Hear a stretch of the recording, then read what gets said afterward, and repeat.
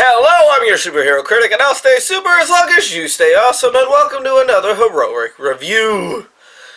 Today we're going to dive back into 2000, where the Disney Channel films were actually worth watching. That being said, the video version I found for this film, for some reason my editor does not want to work properly and mix matches the audio. So, bear with me as the audio is kind of delayed for this review.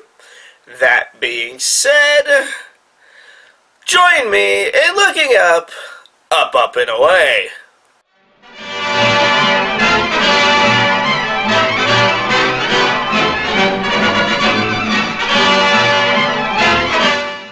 The movie starts with our villains discussing a program they are creating called Earth Protectors before we fade to our main character, Scott, playing soccer in the house and hitting his dad, played by Meteor Man Robert Townsend.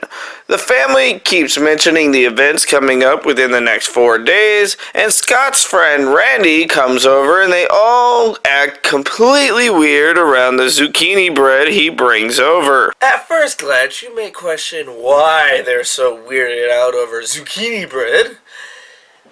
Well, while Superman's weakness is kryptonite, our hero's weakness is aluminum foil. So, yeah, that's what we deal with throughout the whole movie.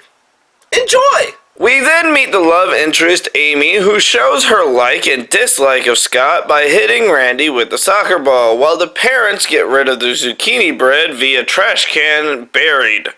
Our Earth Protectors head to the school and distribute their program, and after school they head to the bank and we see how their mind control program works. Earth Protectors will tell you exactly what to do. What in the... It's important to relax and let Earth Protectors do all the thinking for you. Maybe better make that 50s and 100s.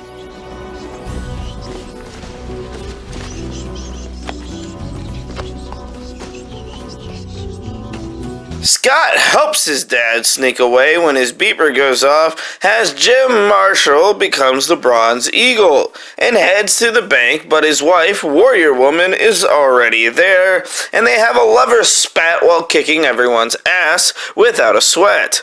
We go back to the soccer field and Scott's family discusses Scott not getting his powers yet. Oh, you mean Scott might be normal? Yeah. Scott might be normal. I tried being normal once. It got really boring. Our villain Malcolm is pissed that Nina's program didn't work, but we learn it will only work on adolescents. While back at the Marshalls, Adam is watching the news and they begin discussing whether or not they have a villain mastermind, and Jim and Scott discuss Scott's potential hero name. And what do you think about the Destroyer? The Destroyer? It's kind of pro wrestling, Dad. Now that you mention it, we do have a wrestler now named the Destroyer.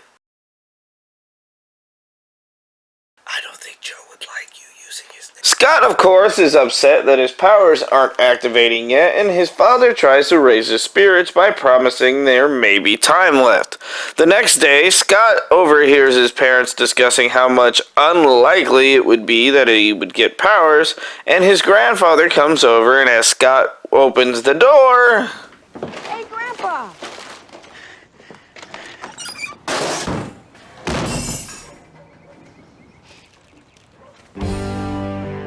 Super strength. You know, it kind of helps when you unscrew the hinges, doesn't it? At dinner, everyone is happy that Scott finally got powers, and we get our first comic book reference. To maintain. Oh, we had Spider-Man and Mary Jane over for dinner last night. They say hi. Any idea how to take webs out of the carpet? Ice and club soda. They come right up. Club soda and ice. Didn't think it was that easy. The dinner continues as Molly rats her brother out, telling them he's been trying to fly, but instead of telling them the truth, he takes a soccer ball and throws it at a tree, lying to everybody. Grandpa doesn't believe him and calls him out on it, telling him he should tell the truth. Scott does his homework, getting mesmerized, and Jim begins to wonder if it's connected to the bank robberies as he and Adam head to the bank. Something weird then happens at school. It really worked. Every single one of them. Blue. Adam catches a ball of foil, hurting himself to protect his brother, reminding him to be more careful. Our family of heroes then head to the TV airwaves to warn the city of the computer program. We then get some flying lessons as Jim takes his son to the sky. I'm flying. I'm really flying. You're not gonna let go, are you? No, not without a warning. You're a dick! It's party time as Grandpa tries one last time to convince Scott to tell the truth before he takes his oath in front of a room full of heroes. Malcolm wants Nina out of the way and traps her inside a burning building, and the heroes think it's the perfect time for Scott to try out his powers, which proves to be bad as he almost kills himself and Nina, losing his mask in the process, with Bronze Eagle saving them in the last second.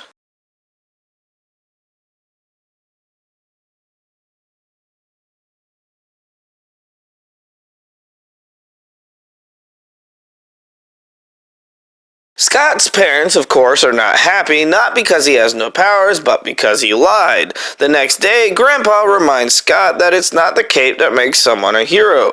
That night, the new Earth Protectors disc makes everybody steal money from their parents. Only Scott gets caught due to Molly's X-ray vision, which makes him look even more of a liar. Nina then uses facial recognition software to figure out who the hero was, and they then begin to brainwash Scott.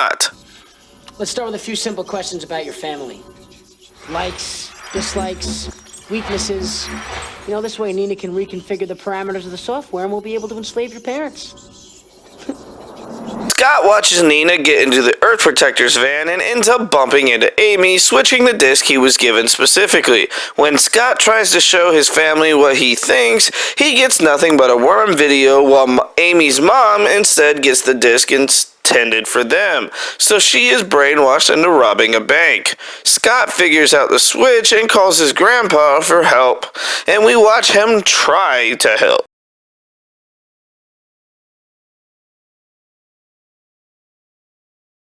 Yeah, I think you'd be better off with Superman. Or George of the Jungle. Our family trio arrive at the building and despite knowing it's a trap, still fall for it as they become entrapped in a cage of foil. Scott gets Amy and tells her and Randy what's going on and who his parents are, which they don't believe until they see it for themselves. Our kids then play distraction through bubble wrap, but it doesn't help much. Nina tries to disrupt the download by switching disc, but that also doesn't work. Amy's quick thinking helps Scott save the day using a soccer ball.